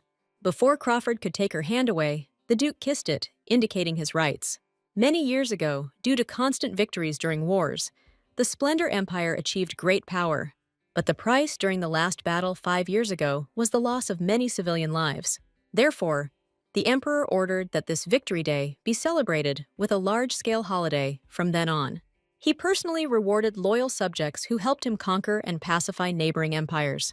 And the common people were happy to have the opportunity to visit the festival once again, even if it was because of such an event. But Mary had never heard of Victory Day being prepared for with such care. Bianca was not surprised by this, because Valona was born in a quiet village far from the capital of the empire. But the Marquis's daughter was not sure that she wanted to take part in the festival now, although she was forced to. The girl panicked just from the thought that she would have to meet the rulers in person. However, Crawford delighted her friend by saying that she was just about to prepare her for the conversation. The heroine had no doubt that she would cope with the task perfectly. And to begin with, she and Valona went to various expensive shops in the capital. But the red-haired girl herself had no understanding of fashion at all, so she was constantly choosing everything in a row.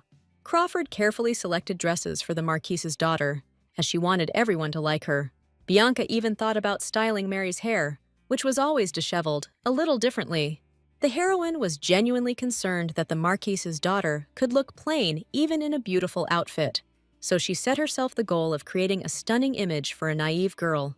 The Marquis's daughter did not hinder the fair-haired lady in any way, as she respected her experience and knowledge. For herself, Bianca chose dresses in just a few minutes, because she knew what would suit her, so it was easy for her to focus on helping Mary alone, who was confused by what was happening. During the process, the heroine accidentally mentioned that she would definitely attend the Conwell's tea party. Valona immediately remembered that unpleasant lady who had bullied her during her recent debut. Bianca only now realized that the girl greatly lacked experience in communicating in high society. She tried to explain that the aristocrats defended their positions, but no one started an active feud. For Valona, such communication was creepy and incomprehensible, because she had never pretended to be someone else. Crawford mentioned about Kate that she became popular because she was skillful at spreading rumors among people. The Marquis's daughter was pleasantly embarrassed when she realized that her rank was higher than that evil girl's. In the end, the heroine advised Mary to try to maintain good relations with all the aristocrats. In response, Valona, with poorly suppressed irritation, admitted that she wanted to rip out the evil lady's hair. But Bianca couldn't allow something like that to happen, because it would lower Mary's status. That evening, as soon as Valona returned to the room, she immediately fell exhausted onto the very soft bed. The girl still felt uncomfortable about having to sleep alone in such a large room. She noticed a small envelope with sweets on the table and immediately plunged into memories. The lady did not expect that during the day, Crawford would suddenly invite her to the best bakery in the empire with him. She watched with great pleasure every elegant step of the beautiful Bianca. But what surprised Mary most was that her friend ordered delicious cookies for her too. Valona increasingly believed that Crawford was a good person after her kind deeds. In fact, this is exactly what the heroine was trying to achieve, but she herself felt warmth in the process. Mary was warned in advance that living among high society was very difficult, but the girl tried her best to be like Bianca, who outshone everyone for her. But the lady's mentor could not call any of the Crawford family kind and generous people. She knew perfectly well that these people always acted only out of personal motives and interests. However, Valona still continued to believe that her friend was different from other aristocrats. She was so sure of this because she remembered how people who are not sincere behave. But now, for the first time in her life, Miss had a good friend, and she was going to protect him to the last. The next morning, the heroine went to the Conwell's tea party where she had been invited in advance, but she wasn't interested in listening to gossip from the girls around her, so she drank tea and thought about her own things. Meanwhile, Conwells began to scold the impudent Mary again for accepting her into such a good family.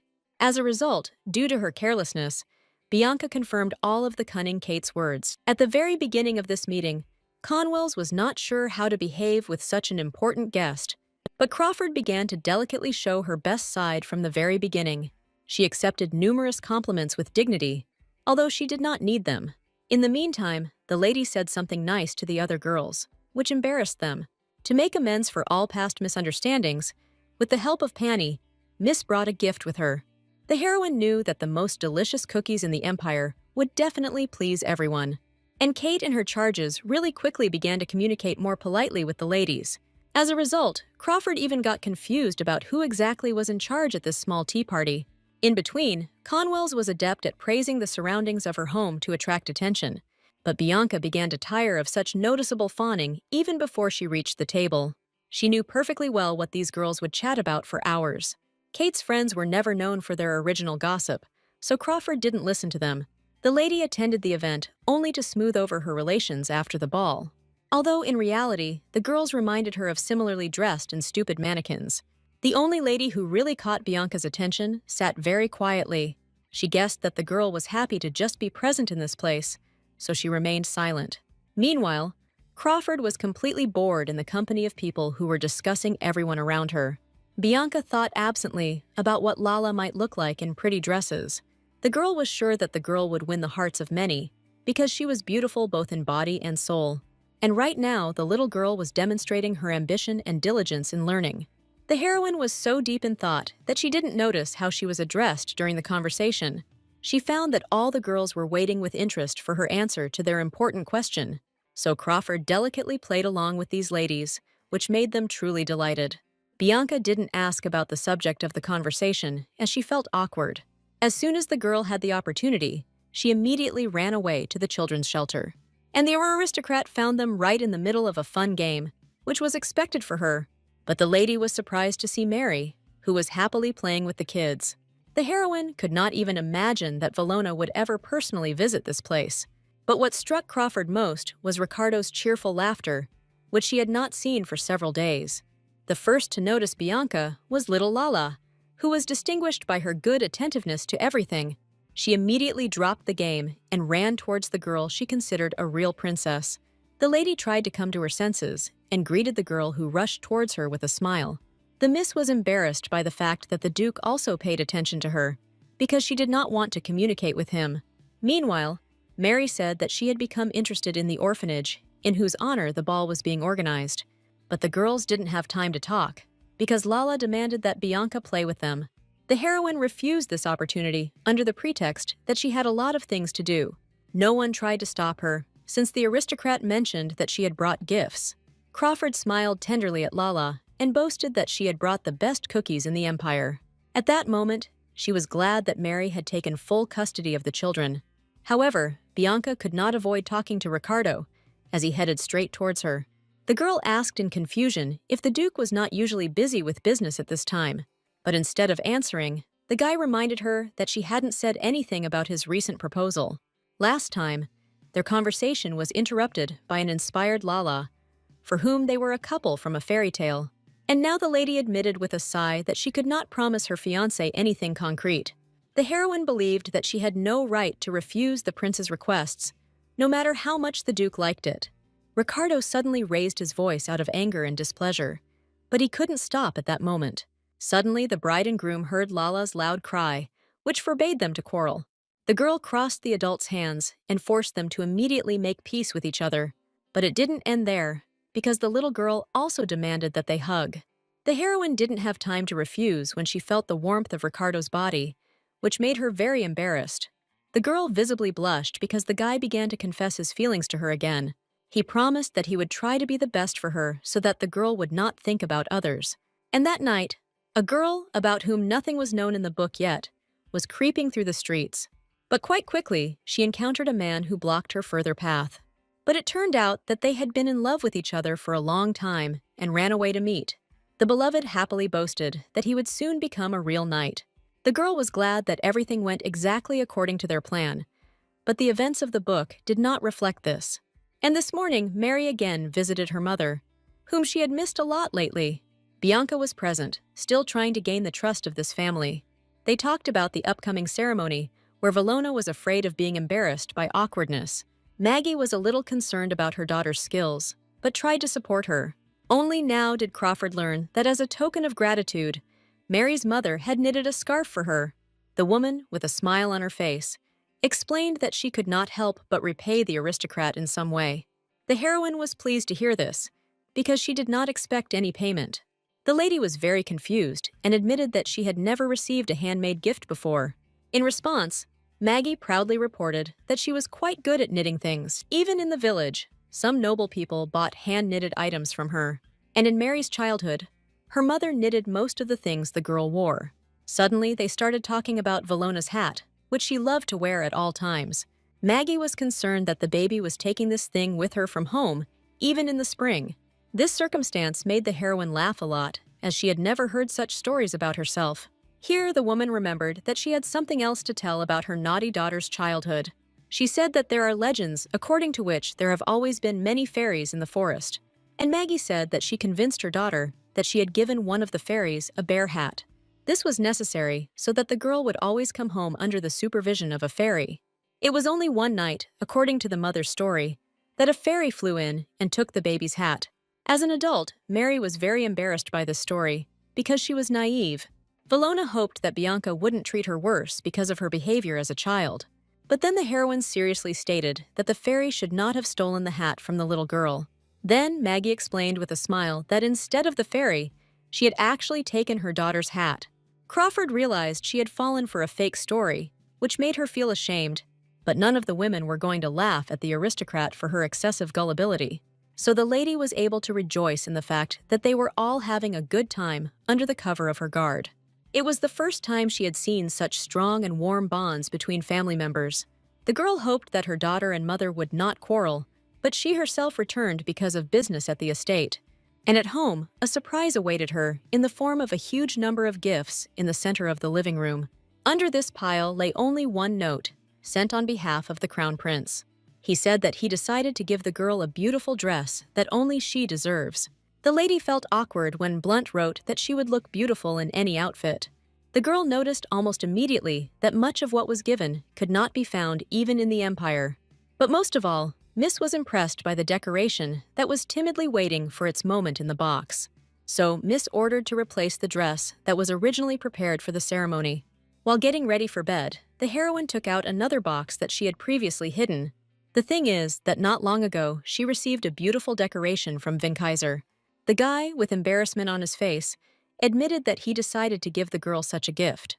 The lady guessed that this brooch was made to order, although the Duke pretended that it was inexpensive. Such brooches have always decorated the dresses of noble ladies to make the outfit more sophisticated. Only Miss knew which piece of jewelry she would ultimately choose for the upcoming event. The heroine sincerely considered such a competition between guys for her heart and hand to be stupid, but she had no right not to prepare properly for the upcoming holiday, where she had the main role. The heroine was flattered that she would be able to personally knight worthy guys. The only thing that bothered Miss was the need to attend the evening ball. She would much rather attend the festival with the common people on the city streets. However, the lady had to meet Mary beforehand to prepare for the ball. She put on the dress that the prince gave her because she considered it the most suitable. Vallona was glad that her congratulations to the rulers had been successful, and she had worried in vain. The heroine smiled at this, although she had to meet with friends soon. Acel immediately noticed that the girl was wearing everything that he had recently given her, but in reality, Crawford didn't attach as much importance to it as the guy himself did. But he deliberately began to boast about his good choice, which greatly angered Ricardo. The guy himself admitted that the lady looked amazing, but he still felt offended.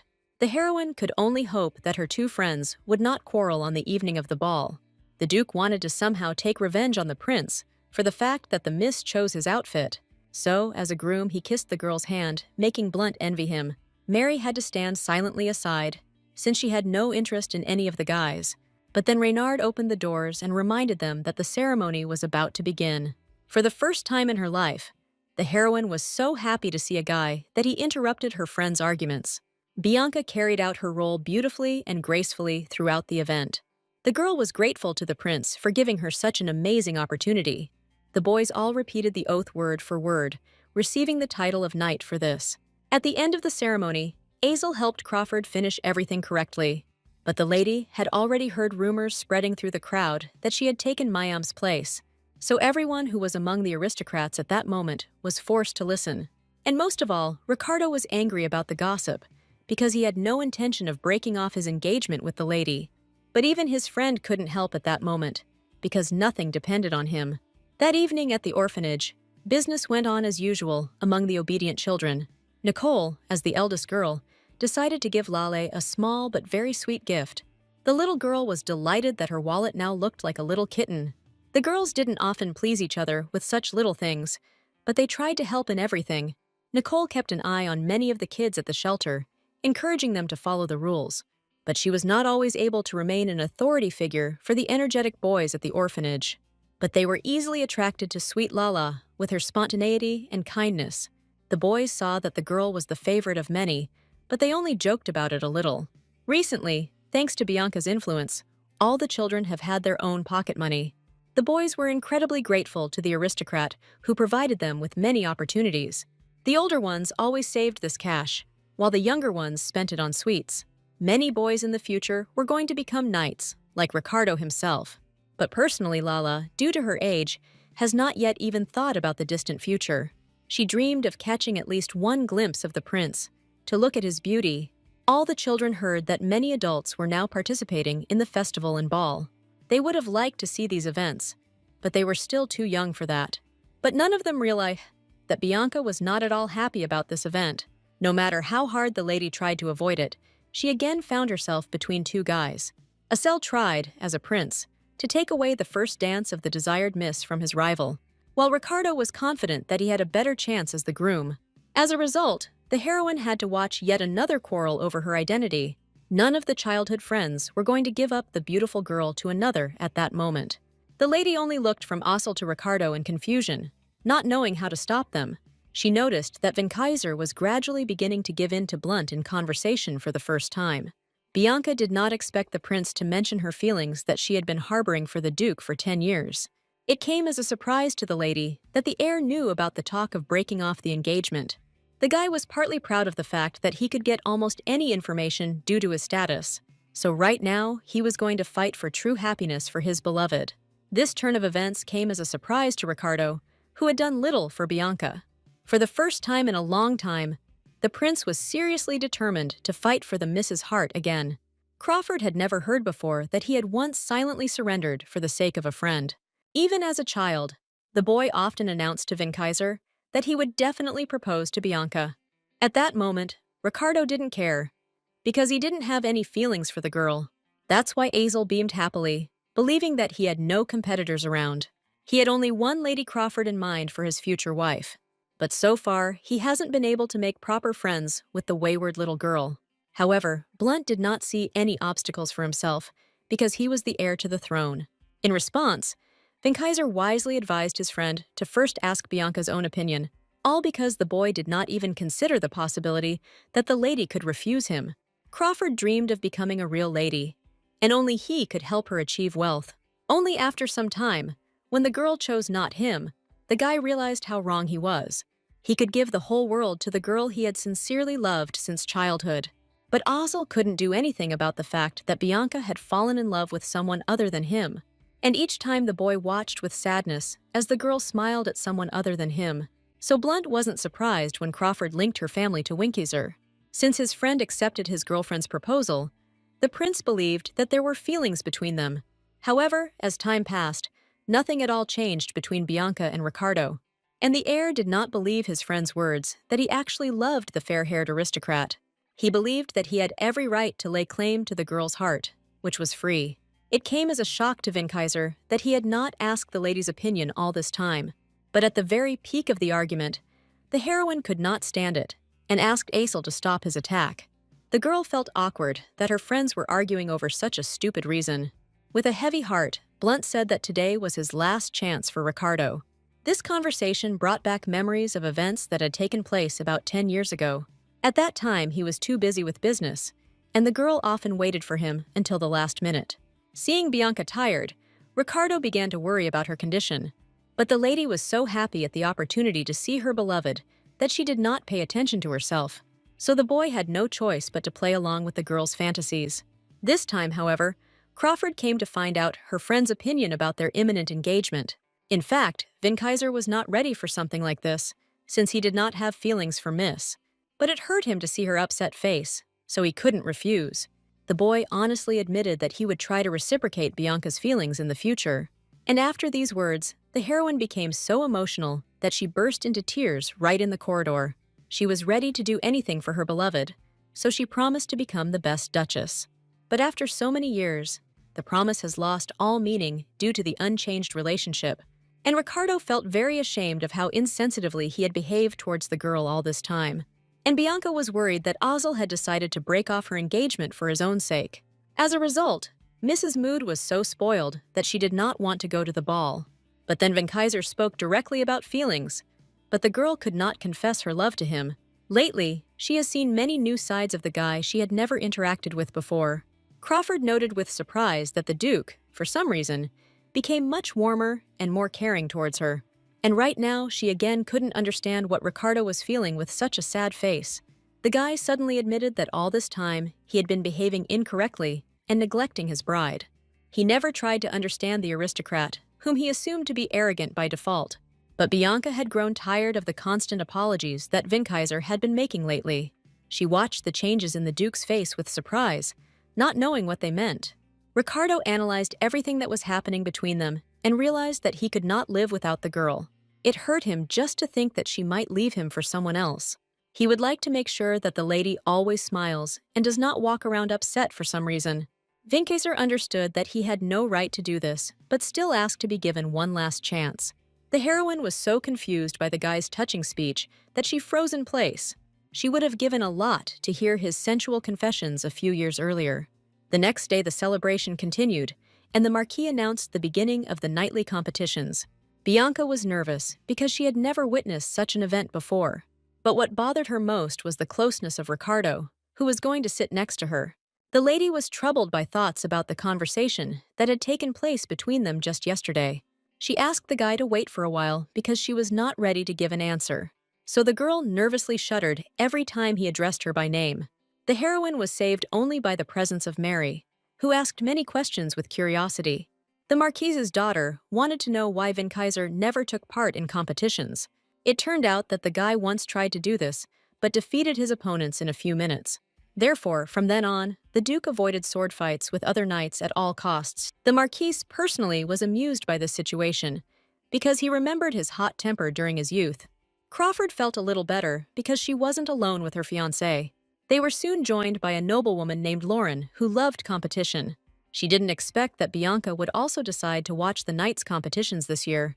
But the girl only made things worse when she mentioned the relationship between the couple. Even Mary noticed that her new interlocutor was distinguished by her sarcasm and malice, but her father skillfully prevented any quarrels around, as he had a lot of experience. The man briefly told his daughter what the essence of today's night competition was. He himself would not be averse to demonstrating his power and skills, if not for his age. But the Marquis was proud of his son, who went straight into the very center of the battle. These competitions were not so easy to complete, because it was necessary to achieve the defeat of the opponent. And very few could afford to admit defeat during battle, which was considered a disgrace. However, Reynard bravely went into the arena, despite all the difficulties of this test. Just as he stepped onto the stage, he looked towards his sister and Lady Bianca, who were chatting with each other. But what impressed the guy most was Crawford's incredible beauty, which always shone. The sight of the girl gave the guy even more motivation to win the battles.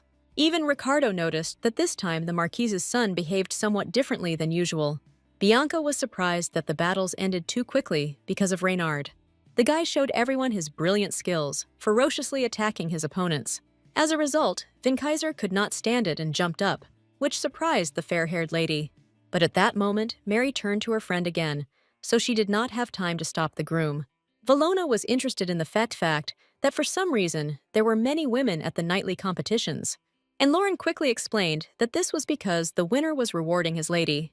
None of them could understand why Ricardo suddenly demanded that the fighting be stopped. Meanwhile, the Duke was angrily sorting things out with Reynard, who had gone berserk in the battles. But the Marquise's son clearly sought such attention to his person, since he was not confused. He threw the Duke a sash and demanded that they fight in a joust. Aesel could have stopped everything that was happening, but he became interested in finding out how it would all end. So the girls in the stands were able to see how the Duke and the Marquise's son would fight. The heroine realized too late that the guys would now fight for a bouquet for her. Before the start, Vinkaiser gallantly allowed Reynard to deviate from the intended plan. But the guy confidently stated that now he was more confident in his decisions than ever before. He honestly admitted that he would like to give a bouquet to Lady Crawford once in his life. But Ricardo could not allow his friend such impudence towards his bride.